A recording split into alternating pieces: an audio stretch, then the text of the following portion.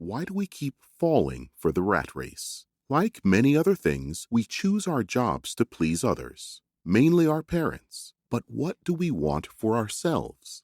Today, many people choose to be trapped in a race against themselves. The rat race idea is that you keep doing tons of hard work and often unnecessary work to make ends meet. You do everything it takes, and your employer, the government, and utility bills take away nearly everything you've earned, leaving you with little or nothing to save.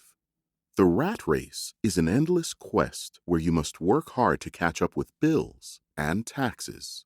Sadly, many individuals are aware of the rat race and hate to be a part of it, but are worried about backfiring from their social circle. They keep racing anyway. We've all heard conventional advice. Go to school, study hard, get a good job, and everything will be all right. The truth is, this advice is a clear indication of how the poor and middle class see financial security. The rich don't see things that way. This is no longer the recipe for a life free of financial struggles. Good education and high grades no longer guarantee success. Financial education is robust, while money is where this power manifests. You can go to college, graduate with a summa cum laude, get a white-collar job, and never have financial growth. You need to realize that no matter how hard you work, you will never be the one who benefits from your endeavors. One day you may have it all and lose it the next day. However, you can gain power over money and start building wealth from scratch with financial literacy. A more significant percentage of people in our society still follow the go-to-school advice. These people may avoid being poor, but they will never grow wealthy. Societal disapproval prevents us from quitting the rat race and building wealth. One of the reasons the rich get richer, the poor get poorer, and the middle class struggles in debt is that the subject of money is taught at home, not in school. Robert Kiyosaki. Did you know? Adjectives broke and poor have different connotations. The first is a temporary state. However, the second is an eternal quality. Key point 2. Fear and greed prompt us to make irrational decisions. Many individuals live in perpetual fear about their financial condition. They are afraid to blunder with paying their bills, getting fired, or not having enough money, which would force them to start over. Let's be honest. Many of us fear not measuring up to other people's expectations, whether family or society. Then, there is greed. Most individuals have a price. Once they get offered a high enough loan, most can't resist the thought of that safe paycheck at the end of the month and all the things they could purchase with it. These two factors trap individuals in the pattern of getting up early, hurrying to work, stressing out daily, and working hard on something they often do not like. Then, after a long month, they finally get the paycheck and bills. Each second, day, month, and year of their lives are run by a never-ending cycle of fear and greed. How does the latter manifest? Typically, we are afraid of losing our jobs, and greed shows when we can't wait any longer to get that paycheck, saving only enough to go on vacations from time to time, and forget about the endless, unhappy struggle. Nevertheless, even if we make money, our greed will try to persuade us that it's still not enough, forcing us to continue the rat race. To realize that we are stuck in the rat race, we need to look at our lives from a third-person perspective. A rat race is a tricky phenomenon. On the one hand, we know what to expect, and no one needs us to make tough or any decisions. On the other, this supposed lack of responsibility doesn't make us happier. We rush to work, scared of being late and getting fired. The more we give in to the rat race, the more our brain learns that this is our natural behavior to run after something unattainable endlessly. So, we get the education and pass all exams with flying colors, then go for the job that should pay. However, this conventional path passed down by our predecessors doesn't let us experience financial growth. Greed only dictates raising our living standards, but it doesn't teach us how to do it. Financially ignorant people allow emotions to control their decision-making. The fear of losing money prevents them from investing in assets or stocks because of the risk involved. Greed encourages spending money to improve lifestyle, which is safer than investing in assets. Fear and greed hinder people from becoming wealthy in the long run. You have to gain financial knowledge to get out of this rat race. To buy assets, you must learn how they differ from liabilities. Key point 3. Conventional education systems don't teach financial knowledge. Self-education is the key to financial success. There needs to be more than talent and a college degree to build wealth. The world is full of poor people with great talents. Financial education, investing, debt, risk, accounting, compound interest, stocks, and many more is the main factor that creates the gap between the poor and the rich. Sadly, our educational system and school curriculum are not set up for financial literacy. The rate at which high schoolers max out their credit cards these days indicates how leaving investing, savings, debts, compound interest, and much more out of school curriculums affects our mindsets. If financial literacy was a school subject, not family wisdom, getting rich would not be an unattainable godsend, but a real pursuit. Lack of financial literacy affects both the young and the old. Both sides of the divide make money decisions. Society has not equipped us with financial literacy, and it is up to you to educate yourself. Whenever you start to work on your financial education is good, but the earlier, the better. Invest in yourself, as this is the most important thing. Start by investing in your mind. Enroll in seminars and finance classes, and read as many books as possible. As humans, we often learn best by example, so you must get a mentor. Your mentor could be a person who has already achieved what you want. Then, ask them to guide you. You don't need a lot of free time to become financially literate. Instead, take advantage of your job and gather the essential skills there, which will serve you in your own business when the time comes. For instance, you could overcome timidity by working in the sales department of any product company. You will get the appropriate training with specialized people, and when you start cold calling total strangers, you will forget what being shy is.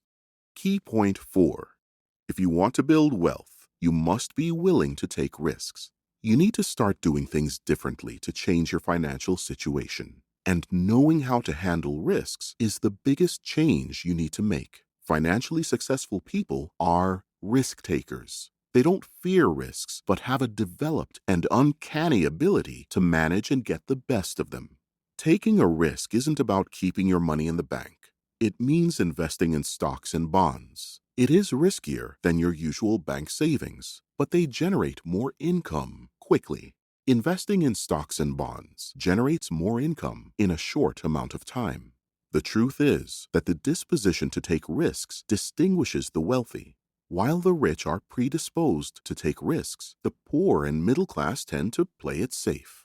They hold on to their jobs with their last breath because they fear what would befall them if they lose their paychecks. When the fear of losing overshadows the excitement of winning, people tend to play safe instead of investing in something huge. They seem to say things like, "I don't want to lose."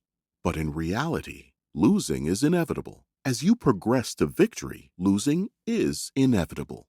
You cannot win without losing sometimes. It is a natural way of things, which doesn't make you a loser or a failure. It means you've been given a chance to learn from a new situation and grow. To build wealth, you have to be more than willing to take risks. We struggle to make ends meet when we choose to work for someone our whole lives. Key point 5. No one becomes rich overnight. Learn how to fuel your motivation. The path to building wealth is long and trying. It's easy to become demotivated when you hit a hurdle. For instance, the price of the stock you invested in might take a dip. You need to remain committed and motivated during hard times. One way to keep your motivation is to create a list of wants and don't wants for reference. It can contain things like, I want to be free of my debts within 3 years, and I do not want to end up like my parents. This list will keep you motivated in the face of adversity. Spending money on yourself before settling your bills is another way to stay motivated. It may seem counterintuitive, but you will know precisely how much money you need each month to meet your goals. Working hard for a paycheck and spending the most of it out of greed is the wrong kind of motivation. Don't see this as an opportunity to max out your credit card and plunge yourself into debt up to your eyeballs. Paying yourself first will create extra pressure, which drives you to look for creative ways to make more money. This will also help you develop financial discipline, a quality familiar to all financially successful people. Now, let's discuss what an asset is and how it will help you earn more. An asset makes more money for you. Liability gets you no profits, but costs you money. Your house is not an asset. It costs you high property taxes and a lifelong mortgage without generating income. Remember these tips to maximize wealth. The fundamentally applied knowledge that differentiates the rich from the poor and middle class is that they buy assets. While an asset generates more money for you, a liability is something you pay for. Examples of assets are bonds, mutual funds, businesses, stocks, and anything else generating income that is appreciated over time and can be readily sold. Investing in assets makes your money work for you by passively generating income. Assets generate more money for you. As your assets cover your expenses, you take the money and reinvest it into new assets, thus generating a compound growth effect. Unfortunately, most people categorize liabilities as assets. Many fancy buying a house, thinking it is an asset, while it is one of the most money-consuming liabilities you can get. With houses come high property taxes and a lifelong mortgage, and they don't generate income. Key point 6. Your profession is not as significant in wealth creation as your business. Business and profession are different things. Your profession is whatever you do, as your day job pays your bills, buys groceries, and generally covers your cost of living. On the other hand, investing your time and money into a business will grow your assets. It is nearly impossible to build wealth with just your profession, as it only covers necessary expenses in most cases. To create wealth, you must build a business while you work at your job. You need cash flow, people, and personal time to start your own business. The profession of a chef is cooking. It pays the bills, but will likely not make them rich in the long run. They invest in real estate and invest whatever extra cash they earn each month into acquiring income-producing assets. In the same vein, tire salesmen invest their leftover income into stock trading. These two instances show that professions cater to monthly bills, but by committing extra income to businesses, they are growing their businesses and increasing wealth. Your work will initially fund your business. Wait to quit your day job until your business shows sustainable growth. At this point, your asset, not your profession, becomes your primary source of income. And that is financial independence. Sound knowledge of taxes is also crucial. The rich deeply understand taxes, and they handle them differently than the poor and middle class. Wealthy people focus all their corporate activities on their assets. This way, they can hire professional accountants and lawyers, which help them reduce taxes and prevent them from lawsuits. An employee pays taxes first and then lives on what's left of their salary until their next paycheck. A corporation spends all its profits and then pays taxes from what is left. You can learn how to cut down your taxes too. To do that, you need to educate yourself on how the tax system works. The more you spend, the less there is left to tax. Thus, you can minimize how much is taken from you. Key point 7. Even with financial literacy, obstacles can keep you from wealth. Learn how to tackle them.